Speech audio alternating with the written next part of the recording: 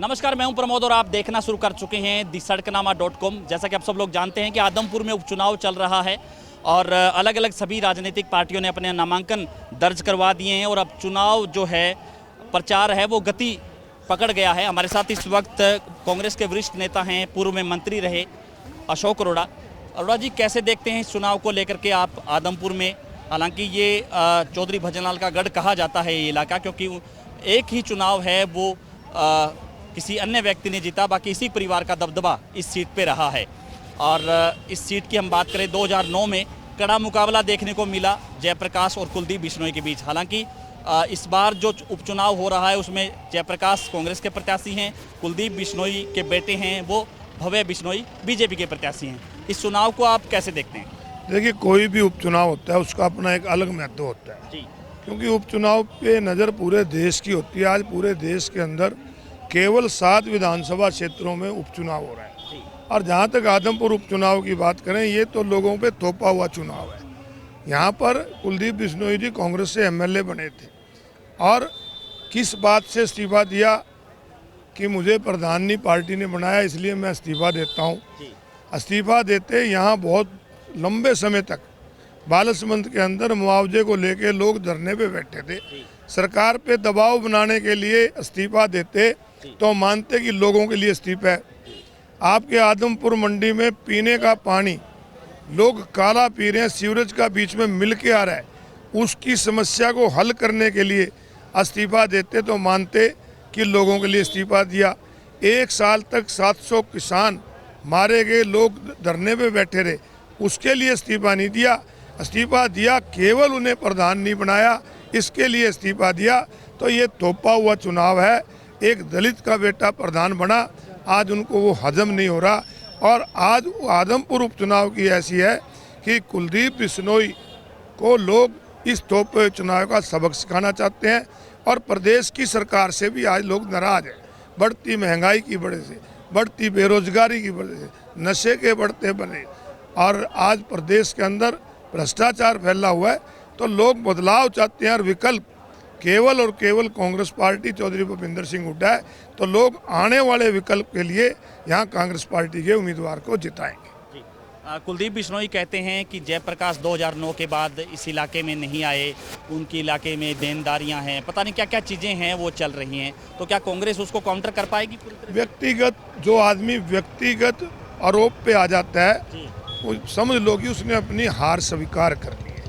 वो व्यक्तिगत आरोप जो लगाने शुरू कर देता है, इस प्रकार से वो अपनी हार स्वीकार करता है। आज उनको हार दिख रही है तो बुकला रहे हैं। जयप्रकाश जी कांग्रेस पार्टी के वरिष्ठ नेता हैं, बहुत लंबे समय के राजनीति की उन्होंने, केंद्र में मंत्री रहे, 3 बार हिसार से सांसद रहे, विधायक अलग अलग क्षेत्र से रहे हैं, कांग्रेस के हिसार के प्रेसिडेंट रहे हैं और आज भी कांग्रेस पार्टी के हिसार के प्रभारी के तौर पे वो काम कर रहे हैं।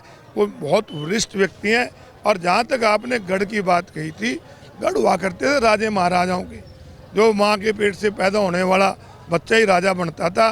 परंतु बाबा साहब को नमन करते हैं जी, जिन्होंने सबको वोट का अधिकार देकर एक बराबरी का अधिकार दिया और उस वोट के जरिए लोग इनको बदलने का काम करें।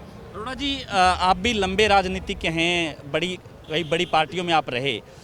जिस तरह से कुलदीप बिश्नोई, उनके बेटे भव्य बिश्नोई, उनके बयान जो सरकार के 300 साल पूरा होने पे चले, यानी कि सीधे तौर पर बीजेपी को खिलाफ कटाक्ष करने वाले बयान थे, और अब जिस तरह से नामांकन दर्ज करवाने आए ओम प्रकाश धनखड़ ने कहा कि अब ये भाजपाई हो गए हैं, अब इस तरह की कोई बात नहीं है, तो आपको क्या लगता है कि क्या जनता, कांग्रेस का जो वोटर था जो कुलदीप बिश्नोई को पिछले 2019 के चुनाव में मिला, वो वोटर अब शिफ्ट हो पाएगा कुलदीप बिश्नोई या उनके बेटे की तरफ, बीजेपी की तरफ? ये पहली बार नहीं है। कुलदीप बिश्नोई जी ने कई बार इस प्रकार के बयान दिए और बयान भी आपके माध्यम से लोगों ने भी सुने, आपने चलाए हैं और लोग सोशल मीडिया पे देख भी रहे हैं कि जो व्यक्ति सबसे झूठी पार्टी बीजेपी को बता रहा था, जो ये कहता था सब पे भरोसा कर लेना, बीजेपी पे भरोसा ना करना, और बिश्नोई समाज को ये कहता था कि बिश्नोई समाज की हितैषी कांग्रेस पार्टी है, तो आज किस मुंह से बीजेपी की वोट मांग रहे हैं? केवल अपने स्वार्थ के लिए और ईडी से बचने के लिए ये लोग आज बीजेपी में गए हैं और बाकी इनका बीजेपी से कोई लेना देना नहीं, इनका लोगों से कोई लेना देना नहीं। चुनाव में अपना बेटे को उतार दिया और इस्तीफा इसलिए दिया कि खुद प्रधान नहीं बना।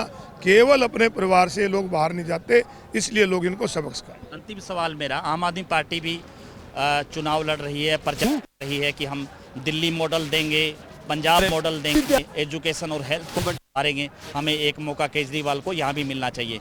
और चुनाव से पहले खुद अरविंद केजरीवाल भगवत मान यहाँ पे आए और उन्होंने कहा कि इस तरह के जो लंबी परंपरा चलती आ रही है हरियाणा में, कांग्रेस, बीजेपी, नेलो, इन सबको ध्वस्त, सबको झाड़ू फेर के हमें मौका दीजिए ताकि हम हेल्थ और एजुकेशन को सुधार करें।